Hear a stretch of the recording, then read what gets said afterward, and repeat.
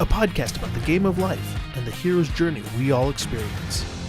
Let's jump in with our host, Dylan Watkins, as he introduces today's guest. Are you curious about crypto? Are you curious about the difference between proof of work and proof of stake? Well, in this podcast, we're going to be talking to an expert named Andrew Kiguel. He is the co-founder and CEO of Tokens.com, a publicly listed company that invests in metaverse real estate, DeFi, NFT-related digital assets. Andrew is also the co-founder and is the former CEO of Hut 8 Mining, one of the largest publicly listed Bitcoin miners in the world. Prior to that, Andrew spent about 20 years as an investment banker with a focus on technology and real estate. Andrew is an accomplished executive with leadership experience in the capital markets, corporate governance, and entrepreneurship. So without any delay, I'd like to welcome Andrew. Thanks, Dylan. When I hear my biography being read out, it makes me feel very old. 2 decades in banking, this company, that. Anyways. It just flies by, man. You don't realize it. Right. We don't realize that. It's like, when did I get old? When did that happen? I feel very much the same thing, but learning and growing along the way, I don't know. I think it's always like a state of mind. But you're looking young. You're looking good. Again, like I said before, you look very healthy and tan and in shape. So thanks. Yeah. Thank you. I'm excited, man. I'm excited to talk about this and the neck of the woods in terms of, there's been a big, I feel like people that are inside the crypto space or inside the metaverse space, or these other spaces, for a long time, there's it's a small community that just kind of got blown up very recently to become going more mainstream. How has it been for you on your journey into the whole crypto space then versus now? Yeah, very different. I would say we've received a ton of really great media attention lately that I never thought I would get. There's an article coming out in Vogue on our company next week. We've been featured on CNN, CNBC, The Economist, USA Today. So I never thought that it would go this mainstream, that people would be this interested in what we were doing. I got into the business in 2017. And at the time, people were really skeptical about Bitcoin, which was the main thing anybody in crypto was talking about. Even when I first heard about Bitcoin, the connotation, cryptocurrency, some, funny internet money, it didn't resonate with me at all until I started talking to other people who were really smart, had done the work, which forced me to go and do the work and, make me do a complete pivot from being a suit and tie guy every day, going, into the financial core of my city, to a guy that now, wears a t-shirt when I can and enjoys different activities. So, yeah, that's the Silicon Valley startup life kind of style, more casual. It's an interesting industry thing. I know before going to some of these events, you can tell some of the new people when they show up with a suit. When everyone's wearing t-shirt and jeans, back when we had conferences, you're like, ooh, you messed up. Nice try, but just slipped on that one. For the moments, you said you had a moments where you smart friends talking to friends, you had a realization. What was that? What was the realization for you? Was there a specific moment that came to it, or what was the thing that made you expand what was possible? Yeah, I've always been a person that dislikes authority, and my parents will tell you that. But what I really liked about Bitcoin when I first started looking at it is that there's an element of counterculture to it. Mm-hmm. I mean, when it was created in 2018 and started trading in 2019 was right after the Great Recession. And if you recall all the things going on, then it was like, hold on, the government, financial institutions just served up a whole bunch of paper to the world that really didn't have a ton of value. The investment bankers just made a ton of money. A whole bunch of people got hosed. The country's in a recession and nobody went to jail. Instead, the government went and created a bailout package, which went to all these investment banks, and these poor investment bankers ended up getting, multi-million-dollar bonuses the following year. And so it was really out of that someone who nobody really knows who invented Bitcoin still. It's an unknown entity. Yeah. But it was out of this sort of rebellion, this counterculture, libertarian movement, that somebody was like, we can do better than that. We can come up with a system that is better than what's provided to us by the government if we can figure out how to securely wire money digitally from one person, from me to you. And that is what Bitcoin really was. And what made it sort of such a pivotal technology is that it was the first time that you could have digital value attached to something that only exists on the internet. That's pretty cool. In retrospect, that first Bitcoin trade back in 2009 Mm-hmm.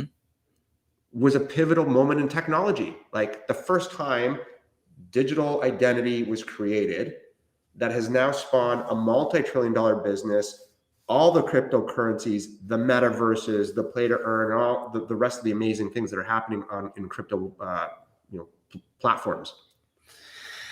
It's really interesting to see that people get so mad and frustrated with the way things are, and you feel often you feel powerless. And there's different areas, we can talk about votings and the other areas where we feel like there's nothing to do, but it feels like we figure out a way to kind of hack the system or game the system and get around the power plays, which is an interesting thing. Is it feels like, because it was originally designed to kind of be independent authority, wild west, and I feel like the governments are now kind of shifting to trying to kind of integrate it into their own systems and kind of bring that power back into it. What have you seen in the political government sectors with them bringing in and trying to make it more of a government standardized coin operation? Right. So the first thing, mainstream financial institutions are embracing all of this. Mm-hmm. JP Morgan publishes reports on this, Citibank, Bank of America, Goldman Sachs. It's now part of the fabric of Wall Street to know and support crypto. Governments are still sort of scratching their heads. Certainly, in the US, the fear of overregulation is always there. In other countries like China, Russia, they're always talking, we're shutting this down, we're closing that. There's a lot of fear of regulation here, and that the government is going to come in, overregulate. My perspective on that is that there's a lot of unintended consequences that can happen as a result of overregulation, which is that people will find a way. There's so much FOMO in the space. People are going to find a way to get into these investments regardless. And so they're either going to do it through the good players, the guys who are organized and are trying to follow the rules.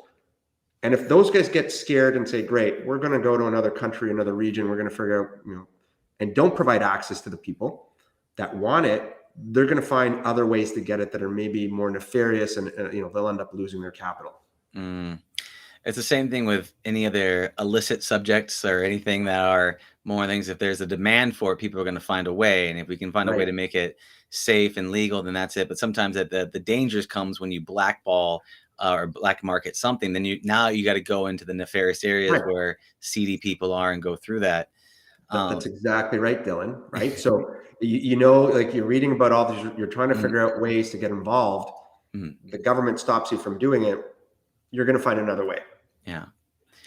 So talk to me a little bit. So you went from investment banker to one of the largest crypto Bitcoin mining things into now tokens. Could you talk to me a bit about that journey and what brought you the tokens? Yeah. So I actually really liked being an investment banker. I did it for a long time, and I carved my teeth out in the real estate space. I raised billions of dollars for various companies. And really in that job, what I was doing is finding companies that institutions and retail investors wanted to buy into. So pretty basic. That's in the area of the world I understood. When I started getting into crypto back in 2016, 2017, and I started financing some of the companies in that sector, I realized that there was a gap. And the gap was that there was no way for a public company investor to get exposure to Bitcoin. And I realized that what a pain it was, because I used to ask people like, have you ever tried to buy Bitcoin? And people were like, well, I tried, I didn't like it, I got intimidated, wasn't easy enough. When I bought my first Bitcoin, I had to wire money to Gibraltar. I was using a company I had never heard of. There's a real leap of faith that happens in that first baby step into this world. But a big contingent of people like things that they can invest in through their existing account, the stock market account that has liquidity. You can buy something, you can sell it, you can make all types of decisions as to how it fits in your portfolio, and you get that same statement every month. I wanted to create a vehicle that those people to get exposure to Bitcoin without having to go through all that hassle. And so we created a Bitcoin mining company, not because I was like a super technology guy and understood like the algorithms, but we said, if we create a Bitcoin mining company and that company keeps all the Bitcoin that it mines, because through this process, for the viewers, when you're mining Bitcoin, you're rewarded with more Bitcoin. So he said, this is a little bit of a loophole. We can create a Bitcoin mining company that keeps all of its Bitcoin, take that public, and then that public market investor gets that exposure that they're looking for.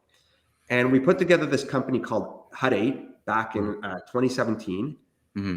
And all of a sudden, this little idea that we had over drinks with some friends turned into a $400 million pre-money business before we took it public. And so we were looking for a CEO. We had brought on guys like Mike Novogratz, who used to be one of the top partners at Goldman Sachs, Bill Tai, who is from your neck of the woods and one of the most prolific venture capitalists ever.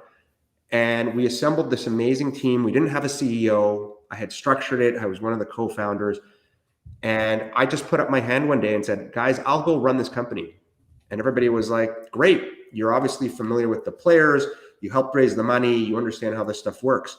And so then there was this like huge wall to climb of knowledge, because again, I understand numbers and finance. At the time, I didn't understand cryptography and things like that well. But I built this company, and even today the company still exists. It trades on the NASDAQ. It's profitable. It's doing quite well. It grew to several $billion, and I'm very proud of what was built there. Mm-hmm.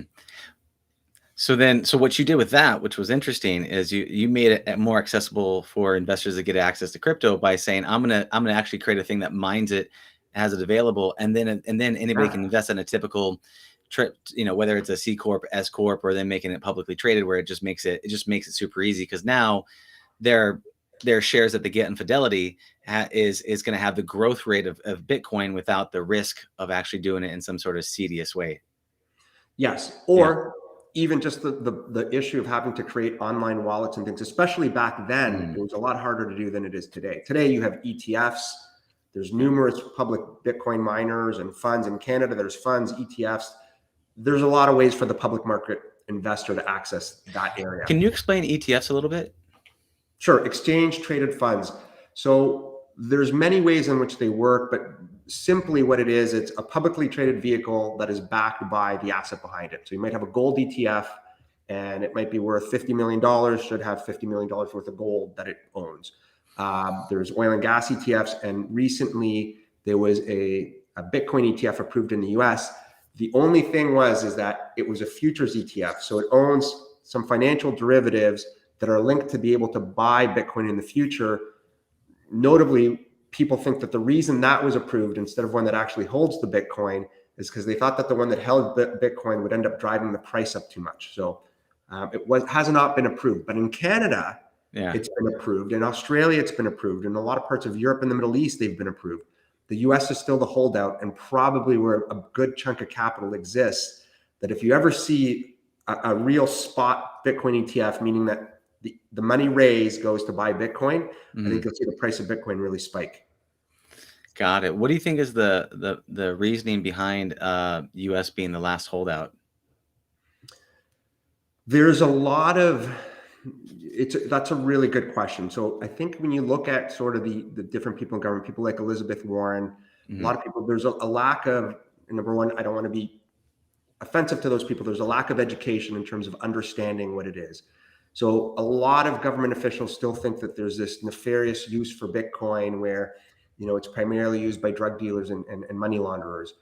In reality, the number one currency in the world used for money laundering and, illegal things is the US dollar. That's just known. Yeah. However, there is this perception. The second reason why I think there's a reluctance is how do you monitor this from a tax perspective? There's a huge amount of energy use that goes into, you mentioned at the outset, the difference, if people want to know the difference between proof of work and proof of stake, but proof of work, with the mechanism that Bitcoin uses to process transactions, consumes a lot of electricity. Like there's no way around that. And so it can be clean electricity or renewable, but nonetheless, you can't get around that issue. It just consumes a lot of energy. which is why I pivoted. One of the reasons I pivoted to tokens.com is that while I like Bitcoin, it's very one-dimensional. You can't program on it really. It's pretty slow and it consumes a lot of energy. Yeah. It's more of a buy and hold. Really cool other things being built outside Bitcoin. Yeah, I mean, it showed the model was possible. It showed that you can do it, and it was an actual. I mean, the way that it works, you know, checking over the network and actually having it be able to say, okay, this is how I prove that something is a valid Bitcoin versus you're talking about proof of work versus proof of stake. Could you? I kind of know it. I said I'm more in the metaverse from the virtual reality side. I know a little bit about crypto, but could you please explain proof of work versus proof of stake so that you can talk about the difference between the two? Yeah, I'll try and keep it at a very high level. Proof of work is the OG way that crypto transactions are validated, and it relies on power and hardware. And so you combine those things to amount processing power to do the cryptology and process transactions. Okay, that was developed in 2008. That's old technology, in my opinion, but it works. Proof of stake was developed to improve upon the two major flaws of proof of work. One is that carbon footprint. And so instead of using electricity and hardware, proof of stake uses ownership. And I think the idea is that the owners of that token are providing a vote. You're all incented and aligned to make sure that the transactions get processed properly and that the good transactions make it through.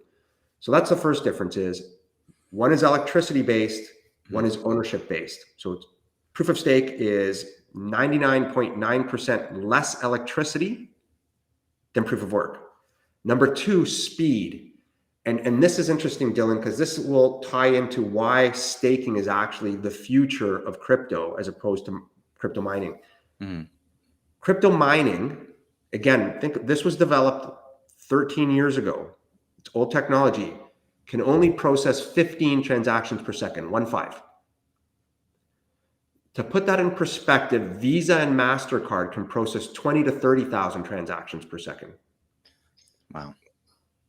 Proof of stake can do up to 100,000 transactions per second. So when you're trying to revolutionize financial services and NFTs and the metaverse, in that old system, that crypto mining system, it's like drinking water out of a pinhole because there's too many transactions trying to get through at the same time. But really, it's just a slow trickle because that's all it can handle. Proof of stake, which is where all new blockchains are built, has that ability to process a lot of transactions so that you can compete with Visa and MasterCard. You can process a ton of NFTs. You can build metaverse.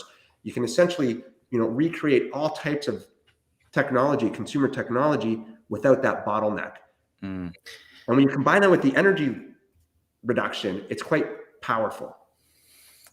Yeah, I mean, that's one of the big things, like the impact that we have, because we're, they often say that society is a race between utopia and disaster, right? And so as we're constantly building these technologies, we're also kind of destroying the planet along the way. So if we can actually innovate these new technologies that coexists with the planet that we live on, then we're moving towards that utopia, not the disaster. What's the downside of staking? What's the downside of that? What are the drawbacks of moving into this area? Is it more risk? Is it what are the negative elements of it?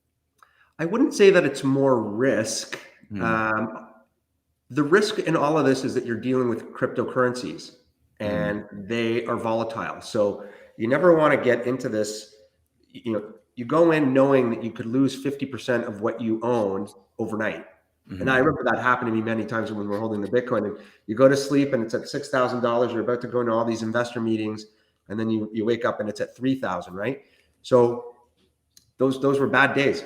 Yeah. But the risk to me is inherent if you're willing to take the chance of this volatility. But what I like about staking better than the Bitcoin risk is, again, Bitcoin, very one-dimensional in terms of what you can do with it. It's a storage of value. Nobody goes to buy a Starbucks coffee and sits for 20 minutes waiting for their Bitcoin payment to go through to buy something for, $5. Staking allows for things like DeFi and NFTs. So DeFi is decentralized finance, which is financial services performed on the blockchain. borrowing, lending, trading, non-fungible tokens, NFTs. That's, a year ago today, we would be like, what does that mean? Today, everybody's heard of NFTs. Mm-hmm. The metaverse, all of these things are functioning on these new platforms built on staking. And so to me, it's more of a macro bet. If I think that all of these areas are going to grow, although they're going to be volatile in as they're growing, staking is the place you want to be. And looking at NFTs, right? And looking at the fact that a lot of those elements come into, you're creating something. And there's the people that say, oh, I can just take a photo of that thing, right? And I own the thing, because there's a lot of comments on that. Yeah. When you're looking at creating, besides scarcity, right? Inherent scarcity, what are some other ways that NFTs can generate value? So the technology underlying NFTs is one of the most important technologies out there today. And again, the OG of all of this is Bitcoin, because we talked about it earlier. It was the first time you could create digital identity to something. Yeah. This is the next evolution of that, because I can create digital identity to anything. So at one extreme, it could be photographs of things that are very rare, where I could say, hey, this belongs to me. If you go into the metaverse, that might be a Gucci bag or a pair of, NFT Adidas shoes that your avatar can wear. But you can trace provenance, which is the origin, authenticity of a product. So you can see on the blockchain, yep, this is the one, this is a one of kind, or one of 10, or one of 50. And you can see that and trace it. So you're able to create identity through it. Like, where did this come from? Is this real? Can I verify that? In the art world, it's really hard to figure that out, because if you have a painting that's a couple hundred years old, how do you know that it's actually by that painter, not a forgery? How do you know the ownership history, what other people have paid? The blockchain or NFT technology allows for that to be perfectly integrated in. Let's take it to the next step. What is the metaverse? The new metaverses that are created, the decentralized ones, are just a collection of NFTs, where I can take it, I can build on it, I can rent it out, I can get somebody to pay me to access it. That's pretty powerful technology. Yeah, and that's with the metaverse, because there's different worlds that come together that use that terminology. When you think about it from the area of cryptocurrency, Bitcoin, when you think of metaverse, you think of DeFi, you think of NFTs, you think of cryptocurrency. If you think about it from the world of virtual reality, you think of Ready Player One. You put on a headset, you're inside the virtual world, and you are now completely immersed in this new reality that is a universe that's inside this meta world, or this meta universe. Can you talk to me a little bit about those worlds coming together and what you see that new reality looking like? Yeah, so the initial metaverses you're going to see are going to be browser based. There are ones that are focused on, like Oculus 2 headsets and different things. Those, to my mind, are still a couple of years away from being, mainstream, where there's a lot of people using those. Right now, it's going to look a little bit more like Fortnite, Roblox, or Minecraft, which are targeted at kids. You go to your computer, you create your little avatar. Maybe you have a joystick and you wander around and you're looking at it on a computer. That, to me, is the near-term future, and it's going to be driven by things like gaming, music, art, concerts, and fashion. So then, okay, because looking at that, the gaming and the things, have you seen anything that are like uniquely done, or any ones that have been unobvious in the space of using the NFTs and creating the DeFi and stuff like that? Are there any interesting innovations that you've seen in that space that kind of catch your eye? Yeah, so let's walk through a couple. So play to earn gaming. Have you heard of play to earn gaming? Yeah. Okay, so there's a game, Axiomfinity, which is a new game where you build your warrior. You can arm them with swords and weapons and shields, and you can go out and play. And if you win and you're successful, you're rewarded with tokens. You can take those tokens and reinvest it into your player, or you can turn around and sell it for money. And so what's happening is that you're getting these third world countries like in the Philippines, where you have all these players who are earning a living, like they're making careers out of playing these games. I heard someone say, that play to earn gaming may lift, third world countries out of poverty as long as they can access a computer and have access to the internet, right? This is a real thing. Yeah. And it's that ownership of that warrior that you can move it around. So that warrior belongs to you. You can continue arming him and battling him, or you can sell it. You can actually breed it. So the company that put that game together is called Sky Maven out of the Philippines. They're now backed by Andreessen Horowitz and I think Mark Cuban and a bunch of other people, like the biggest investors in the world, into this company that is basically a crypto game. Mm-hmm. Their run rate, this is a new startup company. Take a guess what their run rate revenue was last year. Several million. Couple hundred. I don't know. Approaching $1 billion in revenue. Okay.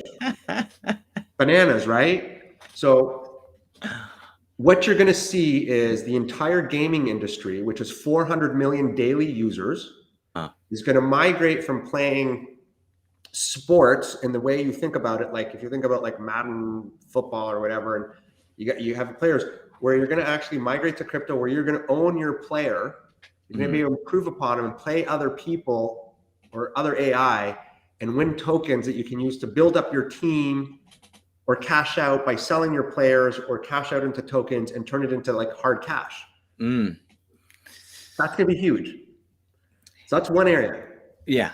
So just the area of, well, this is a new opportunity, right? That new opportunity, simply put, is you can play games and make money.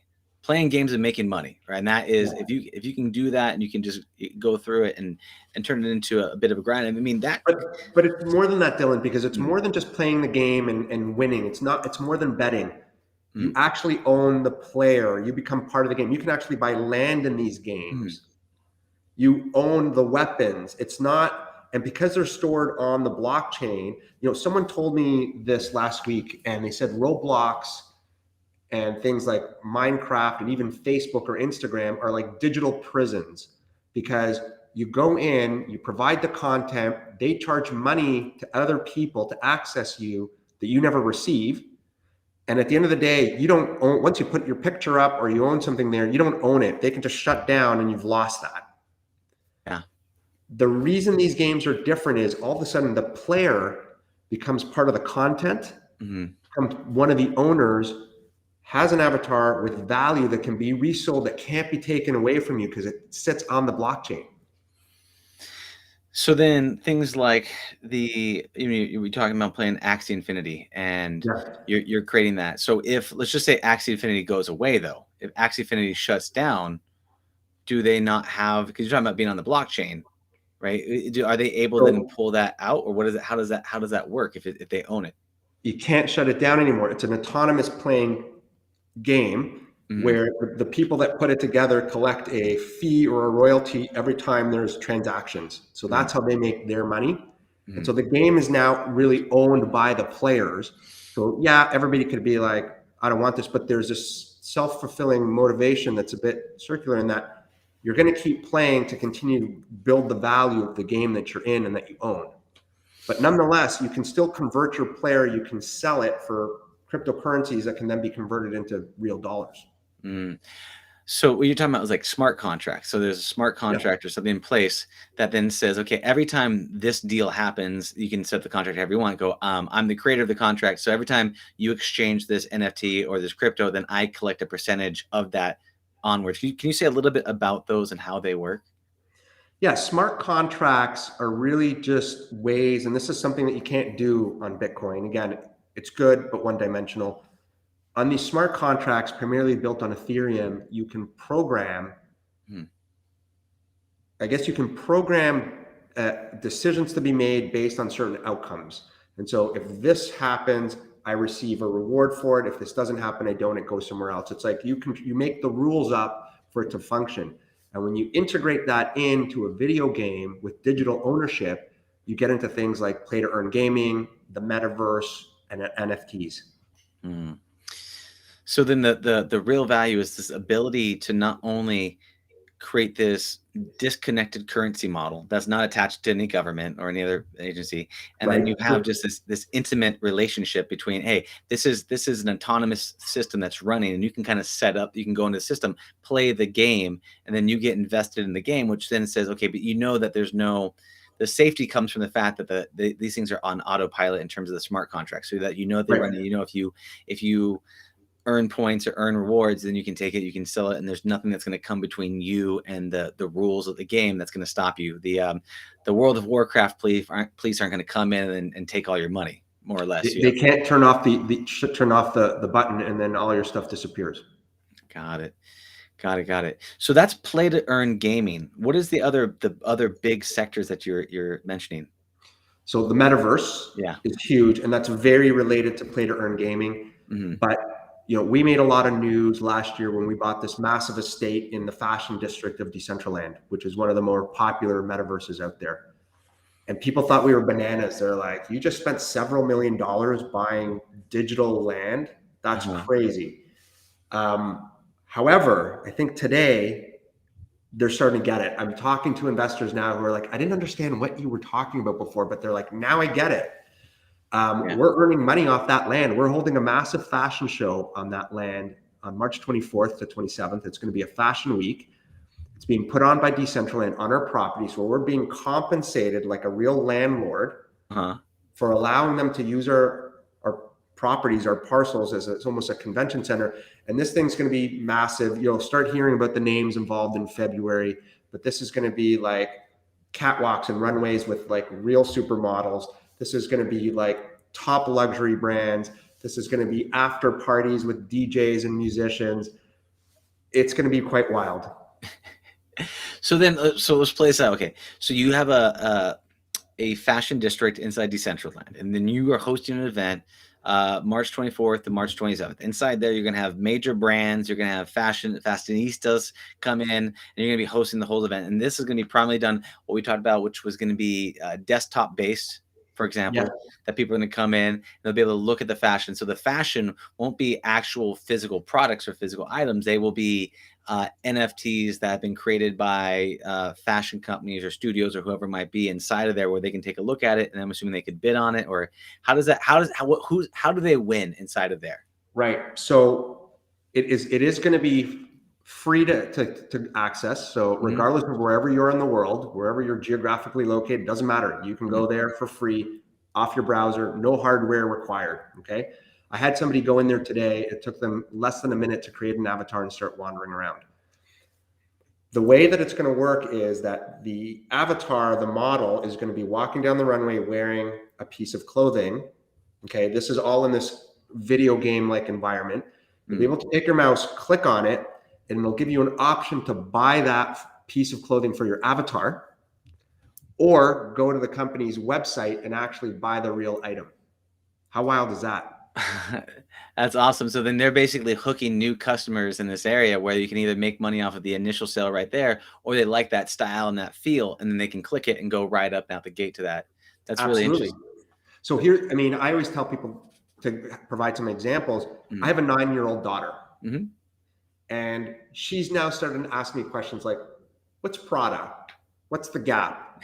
What's Gucci? Like, she's trying, we take for granted how these brands fit in the world, what they mean. Is it high end? Is it luxury? Is it comfort?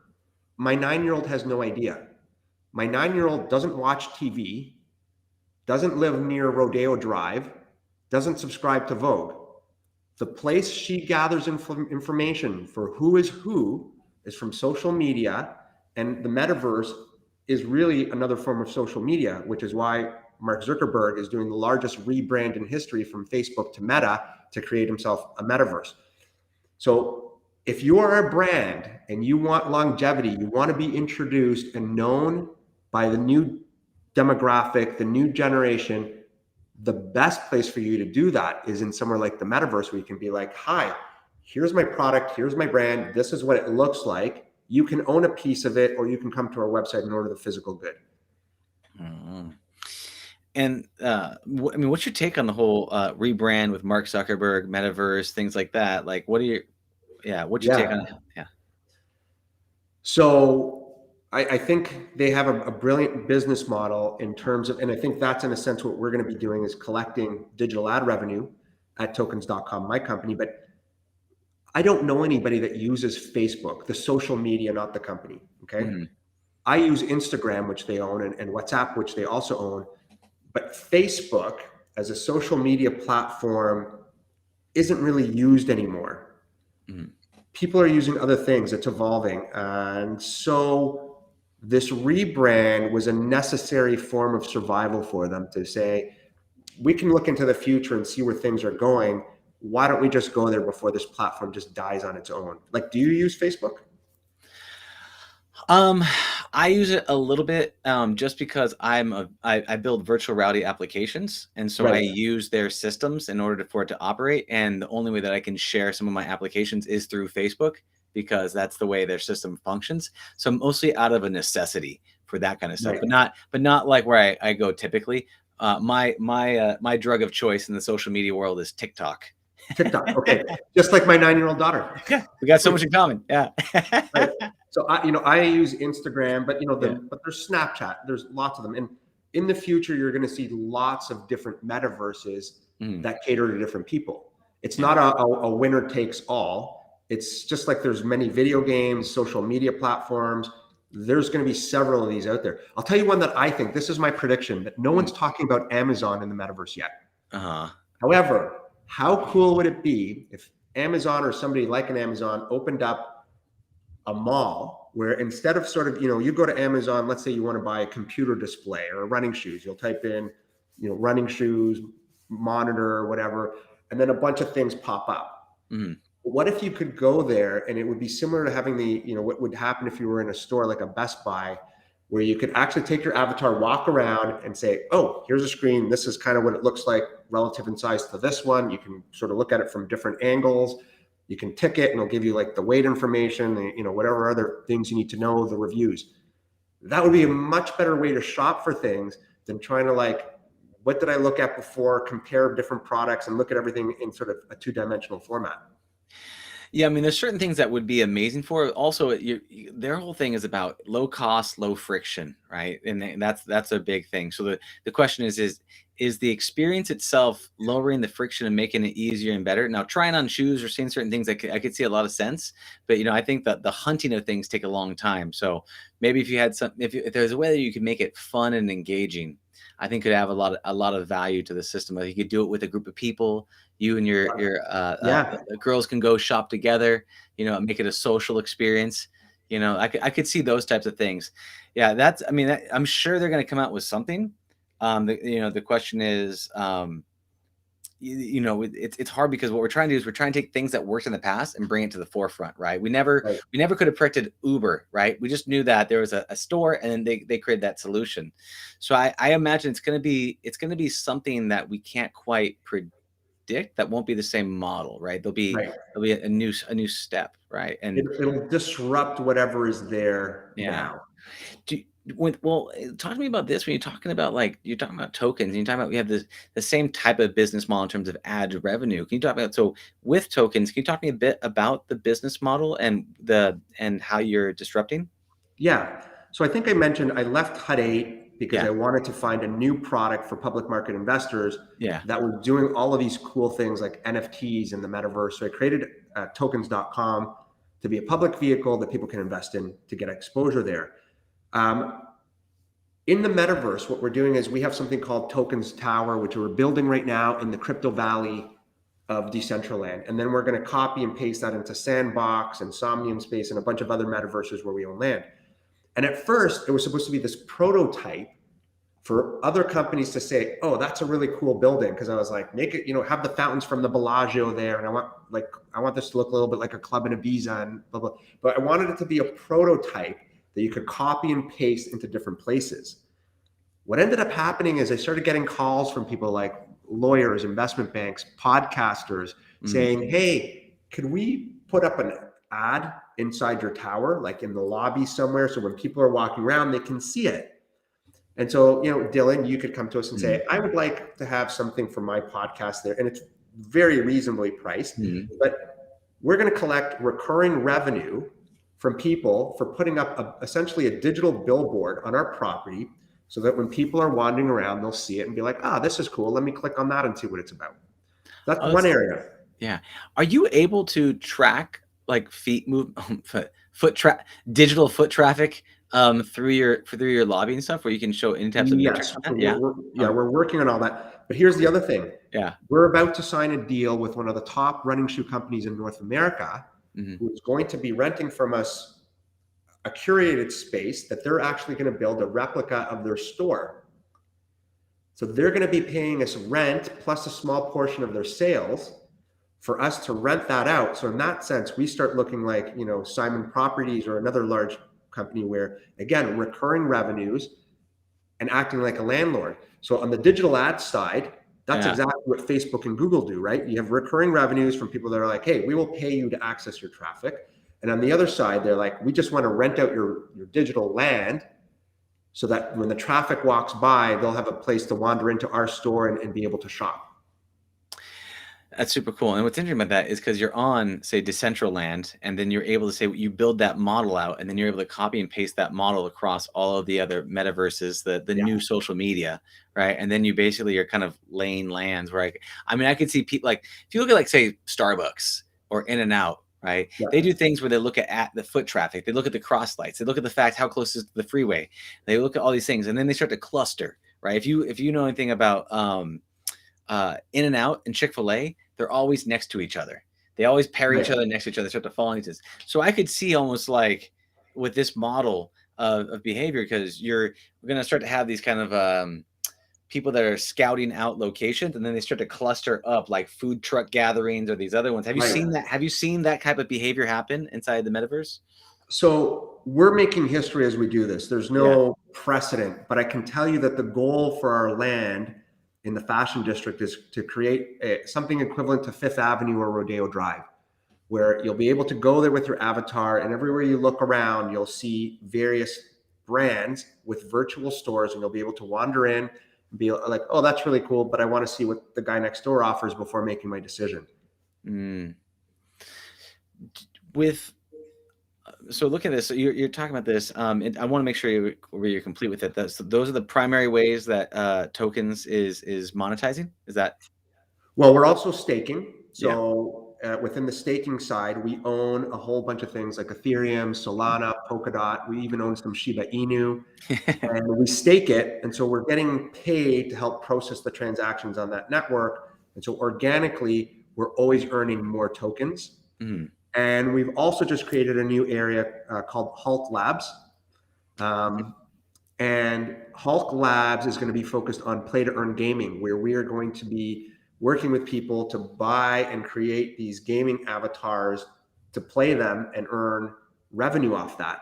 And so I look at our sort of three verticals, which is, staking, which is really the backbone of Web3 and new crypto programming, play to earn gaming, and the metaverse. These are really the high growth areas, the really exciting things happening with crypto technology. I'd say not just this year, but I just see the migration of gaming. I see the growth of NFTs and financial services and the metaverse. We're at the beginning of what this is going to be a massive transition from the way people shop, do social media, game, into these self-contained virtual economies. I mean, it's going to be wild to watch this evolve. Yeah. And when you say, I want to make sure I heard you correctly, you said Hulk, like the Incredible Hulk? Yes. Yes. Okay. Okay. I just want to make sure. Yeah. So Halt Labs for play to earn gaming. Yes. Yeah. So I came upon this sort of by accident. So the original company that I had was called Hut 8, and Hut 8 was named after the place in Bletchley Park in England where Alan Turing created really what was the first computer that helped end the Second World War by decoding the German Enigma machine. Okay. So there's a whole movie on that. And that was always a bit of a mystery. And people would ask, how did you guys come up with that name? Tokens.com, we really went there because we own the domain name, which was pretty cool to have one of the top domain names in crypto. But when we were looking for the ticker symbol in the US as a public company, it needed to end in an F because we're Canadian filed for foreign. And so I called up the exchange place and I was like, what 5-letter words are there that are available? And they're like, well, a thief is available. I was like, nah, we don't want that one. Yeah. So I did a Google and Smurf came up. And I said, nobody will ever forget the ticker symbol Smurf. So our ticker in the US is Smurf. And people love it or hate it, but you'll never forget it. And so I started thinking about other stuff as we're creating these new verticals. And I was like, Hulk. So the symbol is like these green lightning bolts coming down to form an H that we created. And I'm like, no one's going to forget that. These are the good names that are easy, will resonate with people, and they'll connect what we're doing there with the name. Yeah, I mean, it clearly stands out. Smurf, I'm probably not going to forget that. That's pretty much stuck in my head now. And when you said Halt Labs, I did picture it. It stands. It sounds strong. It sounds like there's shit being broken over there. I saw you looking at me and you're like, did he say Hulk? I'm not quite sure what he said. I think I'll just clarify that. I want to know. I think it's great. Names are incredibly powerful. And I've noticed from running companies and branding and rebranding and doing those types of things. I want to dive into that a little bit. So you talk about the play to earn section of that. So they are creating avatars, or you guys are creating a whole new gaming. Can you talk to me a little bit about Halt Labs? Yeah, so we're not creating games. Okay. We're going to leverage the system that's out there. And as I said, these games can pay you when you're successful. And so what's been created out there is what's called gaming guilds. And I think I mentioned to you, people say, this is going to lift third world countries out of poverty, because these gaming guilds are basically people that go on and play the game. So let's just say to effectively play Axiomfinity, and these are accurate figures, might cost you between $1,000 and $2,000 to create the right game person to play and be successful. Yeah. You take that, you invest your money into this pile where you create all of these gaming units that, to play, and then you hire people from various countries to play the game for you. And then you share the rewards. The vehicle or the avatar, the warrior that you've created belongs to you for putting up the money, but you split the money with the people who've been playing the game for you all day. And, supposedly in the Philippines, this has been like an amazing thing where people are making money and like it's generating income for that economy. So that is what type of thing we'll be engaging in at Halt Labs, which is how do we monetize from existing popular games? I never want to be the guy that's trying to pretend like, let's play this game, this one's better than that one. I would rather be the person that says, look at everybody playing this game, let's find a way to monetize from that. Yeah, it's like with gambling, you want to go to like a hot table, right? You don't want to try to make it what's a hot spot that I can jump into and then have them go and do it. And I mean, essentially it also sounds like straight up business. I mean, you could make a hot dog stand and you get a profit from the hot dog stands and you have someone else sell your hot dogs for you, or some, ingenious kid that convinces someone else to sling newspapers for him and split the profit. It's the same model, just redone in a new way, which is pretty cool. And again, it's with playing games. So then it's forming guilds and forming teams, and then going inside there and say, okay, I'm going to organize it. I'm going to imagine it. I'm going to get these teams of people together. You guys love these types of things. All right, I'm going to set it up and get it all going. I'm going to say maybe purchase that main avatar, get those things up and running because you guys can't afford it. And then I'm just going to get a percentage for you guys to run the system. That's right. Yeah. That's awesome. That's awesome. Yeah, I think it's very cool. I think you're going to hear a lot about play to earn gaming this year.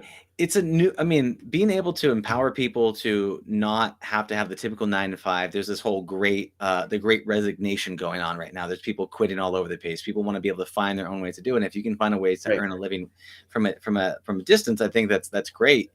What are some things that you might possibly believe that is counterintuitive to the populations? What do you think right now is something that you might believe that, or that something that you see that is non-obvious?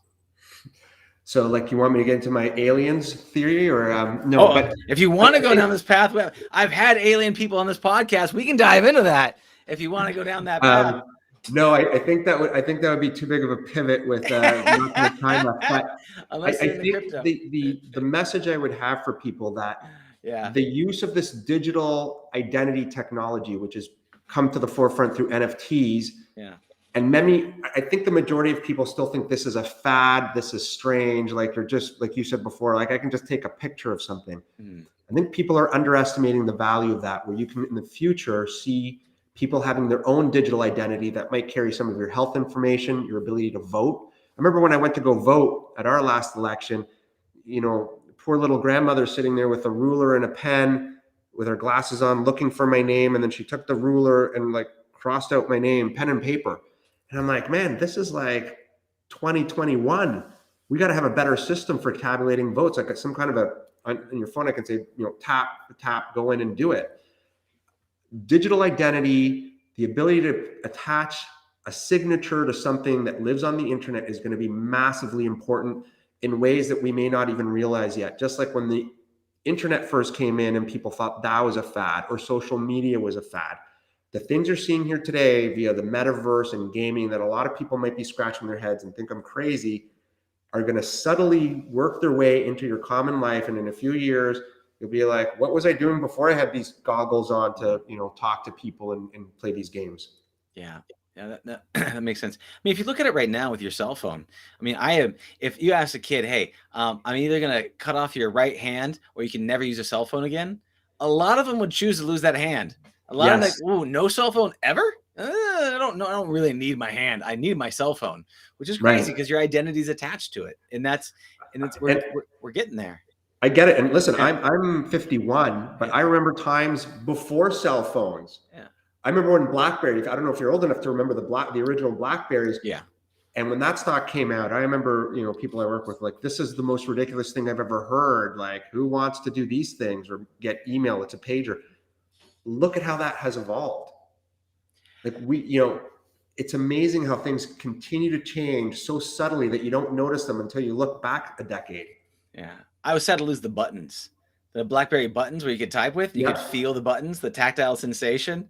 When I first got my first iPhone, I'm like, this is dumb. I don't want to type with, I want to be able to feel the buttons. But then you slowly get accustomed and you adjust to it, and you get it. But then you realize the screen was so small when you're trying to flip through things. It's too little. Now that I'm older and I need glasses, I go to when I'm buying my phone, I'm like, what's the biggest phone you have in the store, please? Right?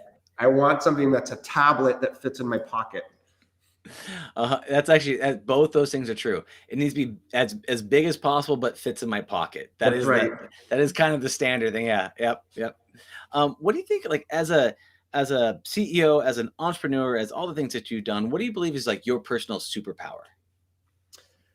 I really like being a dad. I've got 2 kids, and I think I have a good power of, like, as you go through changes, I have lists that I go through and I remind myself of things. And I'm always like, be a good dad, be a good husband.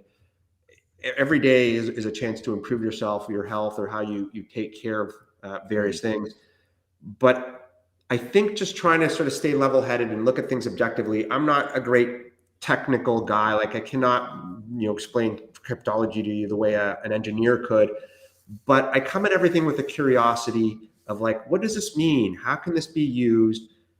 I always love doing things involving my kids, and somehow I take them to Decentraland. I took them, they're 8 and 9. I took them to a stag party there last week.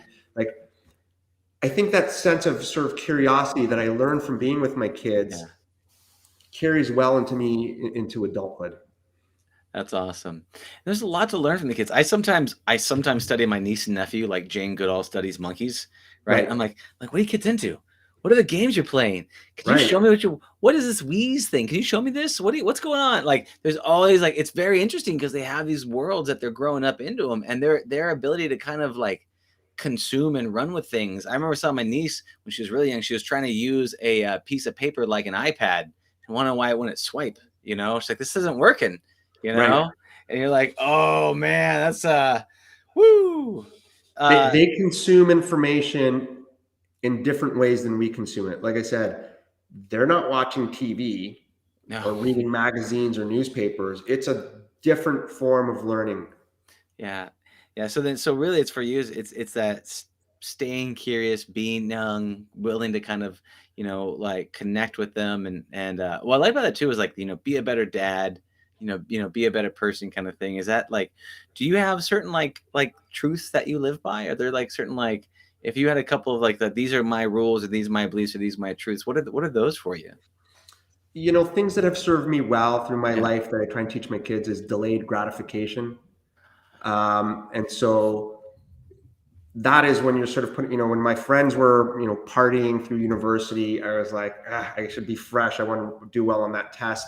I actually do the trick with my kids. I'll put like a marshmallow in front of them and say like, if you can avoid eating this for an hour, I'll reward you with another marshmallow. And they're like, but I want to eat it now. I'm like, no, you must wait if you want it. So delayed gratification, I think, is a really important message. But I also think kindness. I've done a lot of investigating into things like, psilocybin mushrooms, which really, can open up your mind and help you be creative and empathic to people, being kind and open-minded. I think those are all things that I strive to do, and I think help me to be a good dad, a good husband, and also to run a business where you're interacting with people and trying to get people excited as well, and get excited about the things you're doing. Just bringing a level of honesty to everything. That's wonderful, man. I absolutely totally resonate with that. The psilocybin too, but the overall, if you can teach delayed gratification, kindness, and openness, man, that's a powerful, trifecta, and inspiring people to be excited. Woo! That's awesome. Those are the things you're trying. You're not always successful. So it's an ever evolving thing with what you're doing with tokens and everything else that you're doing here. What's your holy grail? What do you hope to achieve by putting this company together? Yeah, I really believe that I'm helping to democratize access to these things that are happening. In the past, again, back to my life as a banker. Yeah. You had to be really wealthy to get into these private equity or venture capital funds. Like you had to, it's a minimum of a $250,000 investment. You're tying up your money for 7 years. That's beyond most people's reach. And then you have to know the right people. Like I know who Andreessen Horowitz is and all their funds. I would have no clue how to ever invest in one of those. It's a little bit esoteric to me. So I just wanted to create things that were easy for people like me to access. Like when I had a hard time buying Bitcoin, I was like, there's got to be an easier way. Let's create a public company that does it. When I was getting into things like the metaverse and staking and all these other cool things are going on, I was like, this is interesting and hard. I don't want to keep doing this way, but we can package it up as a public company and provide exposure to other people so they have an easy way to get to it too. So it sounds ridiculous, but I'm trying to democratize the ability for people to access this. You can invest $5 into my stock, or you can invest $1 million into my stock. Everybody gets the equal access. Yeah, that's awesome. If that's the holy grail, man, what's your dragon? What's the thing that's seemingly so difficult to overcome you don't know if you can do it? So, I think everyone, this is not just entrepreneurs, everyone's flogged by insecurities, right? Everybody is constantly battling their demons from childhood, the relationship with their parents. I was born in Chile, South America, and my family immigrated to Canada when I was 7. And there's a whole bunch of like trauma there associated with like picking up and leaving and not speaking the language and landing in a new country. But, these are the challenges I think that everybody faces. Everyone's got trauma, whether it's from childhood, high school, university, things that you're battling, and trying to not let that suck you into that, cycle of sort of, I think, self-doubt or sometimes shame. And listen, we all trip up. Everybody has those moments where you're like, man, I wish I hadn't have done that, or I had the bad call there, or I hurt somebody that I loved. And so I think for everyone, the challenge is, you're trying to wake up to be a better person. You're trying to park those parts of you in a place where they can't be damaging to the things you're doing. And I think that's the biggest challenge for me. I wake up sometimes in the middle of the night and I'm like, I better have a good day. I better do something here because I can't let all these people down. I got to continue working. I got to continue striving here and not yielding to, a lack of confidence, because I want, in a sense, for people to be successful here. I want people to have a good experience with respect to getting involved with me via the public company or my employees or my family. Yeah, no, it's powerful, man. I mean, that the balance of like wanting to do the best you can and be best, and like don't know if you're enough, but you want to. You're doing it for the people around you. I mean, that's very motivating. It's just it's just enough to get you going without drowning you. It's like you want that balance. Yeah, and trust me, there's days I think in everyone's life, regardless of how successful or unsuccessful you are, where you are like curled up in fetal position in your bed with the covers over you and you feel like crying, right? Like that's part of life. Yeah. Some people, that's their Tuesday, you know? Yeah, it's a rough business for them, and I feel bad, but we're all there, man. But everyone sees everyone's doing, oh, I'm doing great, everything's great, but they don't see that part of their world. Right. So it's wonderful. Andrew, this is an absolute pleasure. I know you have a hard stop. You have some other means coming on. I'd like to say, is there anything else you'd like to let people know about before you tell them how they can get a hold of you? No, I think it's just all the things we've been talking about. If you're looking to get exposure to this part of the market, our stock definitely has volatility, but I think if you take a macro view, a step back to say these are all industries that are growing, you should consider looking at our stock, tokens.com, and we've got a ton of great information there. We've had some good media and press from CNN, Wall Street Journal, CNBC. There's videos and informational things on our website you can check out. Beautiful. And if anybody wants to reach out to you or get a hold of you, is there any way for them to reach out to you on social media or any places like that? Yep, I am on Twitter, Andrew Kiguel, Kiguel. You can go to our website and there's a contact email there as well. Absolutely. Fantastic. Absolute pleasure, Andrew. Thank you so much for your time. I appreciate you. Have a blessed and beautiful day, my friend, and I will see you on the other side. Take care now. Bye. Thank you for listening to the Heroes of Reality podcast. Check out heroesofreality.com for more episodes. While you're there, you can also take the Heroes quiz to find out what kind of hero you are. Or, if you have a great story and want to be on the podcast, tell us why your hero's journey will inspire others. Thank you for listening. See you on the other side.